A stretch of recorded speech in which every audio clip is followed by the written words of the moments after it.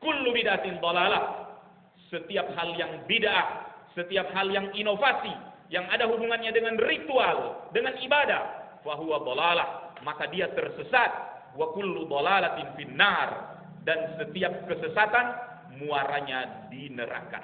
Arti dari sempurnanya Islam tidak butuh tambahan. Ibadah dalam Islam ini sudah lengkap. Tidak perlu meniru orang-orang di luar Islam, memperingati hari ulang tahun mereka, memperingati hari kelahiran daripada orang-orang suci mereka. Tidak perlu umat Islam mengekor. Cukuplah nahnu a'azzanallahu bil Qur'an fa idza taraknahu adzallana. Kata Umar radhiyallahu anhu, kita ini umat yang dimenangkan dan dimuliakan dengan Al-Qur'an. Kalau ajaran Qur'an ini kita belakangi, kita akan dihinakan oleh Allah Subhanahu wa taala. Ketika orang-orang Yahudi salat, berdoa menghadap Baitul Maqdis ke arah utara Madinah, Rasulullah tidak ingin. Rasulullah galau berdoa pada Allah, palingkan kiblat kami, jangan samakan ibadah kami dengan ibadah orang-orang Yahudi yang sama menghadap Baitul Maqdis ke utara.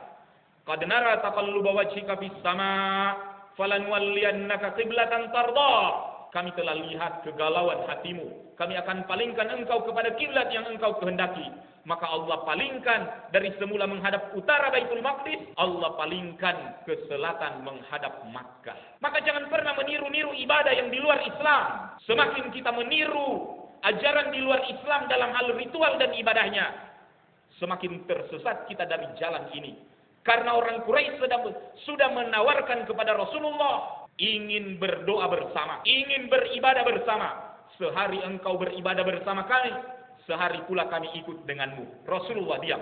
Sepekan kami akan berdoa denganmu wahai Muhammad, satu hari saja engkau dengan kami. Rasulullah diam. Kalau demikian 1 bulan kami bersamamu wahai Rasulullah, wahai Muhammad, 1 hari saja engkau dengan kami. Nabi diam. Sampai tawaran 1 tahun kami beribadah, solat di belakangmu, 1 hari saja engkau merayakan ibadah bersama kami. Allah Ta'ala turunkan surah Al-Kafirun. Qul ya ayyuhal kafirun, wahai orang-orang yang kafir, la a'budu ma ta'budun. Aku tidak akan menyembah apa yang kalian sembah. Wala antum 'abiduna ma a'bud. Tidak perlu kalian menjadi penyembah dari apa yang aku sembah. Islam agama yang toleran. Bahkan toleransi dalam Islam bagian dari akidah, bukan lipstik pemanis bibir. Katanya toleransi ada di Indonesia, tapi untuk sekedar membangun rumah ibadah di Perancis, di Jerman, ataupun di Bitung, umat Islam dilarang dan dikekang. Lipstik. Umar pernah ditawari oleh orang-orang Nasrani, silakan beribadah dan sholat zuhur di gereja Kumamah, tempat kelahiran Isa.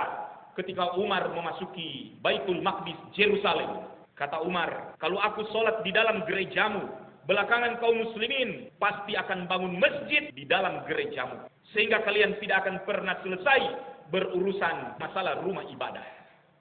Toleransi sudah ada dalam Islam, bukan pemanis bibir. Tetapi sesuatu yang sangat haram dilakukan oleh kaum muslimin, mencampur adukan ibadah. Ketika kita sedang mengadakan acara dan ibadah di masjid, panggil mereka di luar Islam. Giliran mereka merayakan peribadatan, pemujaan terhadap Tuhan, kita juga kaum muslimin masuk ke dalamnya. Apakah ini yang disebut toleransi? Yang diharamkan dalam Islam, hatta dalam peperangan. Ingatlah wasiat Umar radhiyallahu taala anhu pada Khalid bin Walid, bila engkau menyerang Syam, bila engkau menyerang Yaman, jangan membunuh anak-anak, jangan membunuh wanita, jangan membunuh orang yang tua renta, jangan membunuh pemimpin agama, jangan menghancurkan rumah ibadah.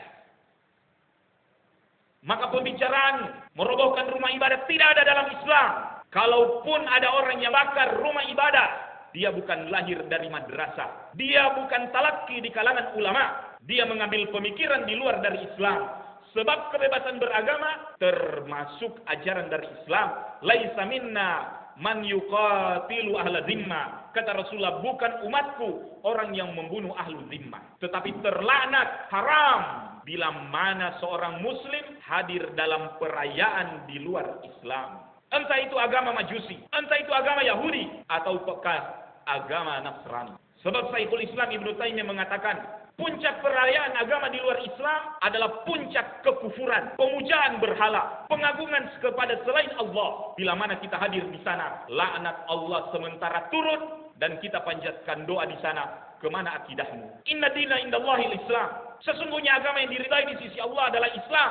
Tidak perlu menyatakan toleransi dengan sama-sama mencampurkan akidah dan ibadah seperti itu. Lakum dinukum waliyadin. Sekedar menyerangkan perasaan, engkau kirimkan hadiah, engkau kirimkan kartu ucapan, bahkan bermanis muka engkau mengucapkan selamat, selamat kelahiran Tuhan.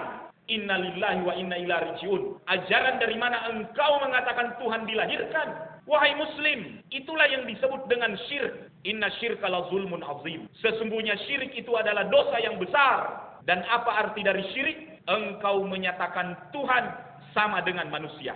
Qul huwallahu ahad. Allah Ta'ala Maha Esa. Satu tidak berbilang. Lam yalid walam yulad. Allah Tuhanmu tidak pernah dilahirkan. Tidak pernah juga dia melahirkan. Maka tidak ada tanggal kelahiran Tuhan. Bagaimana hukumnya seorang muslim bergembira dan mengucapkan selamat atas kelahiran Tuhan? Syirik. Senang hati orang-orang di luar Islam. Di hadapan Allah Ta'ala runtuh segala akidahmu. Lain asyrakta la yahbatanna amalu. Andaikan engkau berbuat syirik, terhapus segala amalanmu.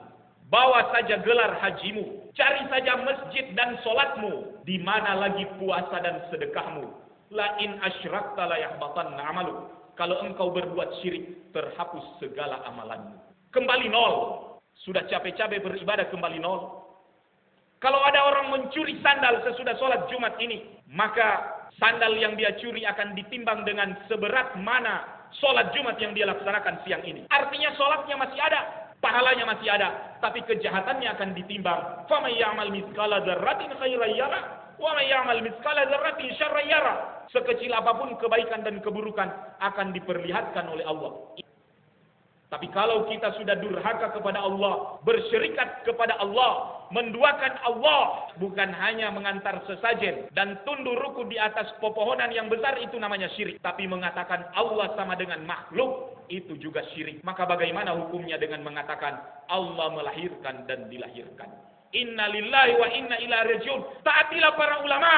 Fas'alah ala dzikri in kuntum la ta'lamun. Tanyakan kepada orang yang lebih tahu dalam perkara agama. Jangan berdalil agama dengan para politisi. Jangan mengambil agama dengan dari para penguasa. Karena mereka adalah orang yang hanya mengetahui urusan dunia. Urusan mereka dengan akhirat. Kembalilah kepada para ulama. Innama yakhshallah min ibadihi ulama. Sesungguhnya yang hanya takut, resah kepada Allah hanya para ulama. Maka ikutilah nasihat para ulama. Jangan berbaris bibir dengan perkataan toleransi. Kita umat Islam sudah cukup toleransi. Dan dia adalah bagian dari akidah, bukan pemanis bibir. Aqulu qawli hadza wastaghfiruhu innahu huwal ghafurur rahim.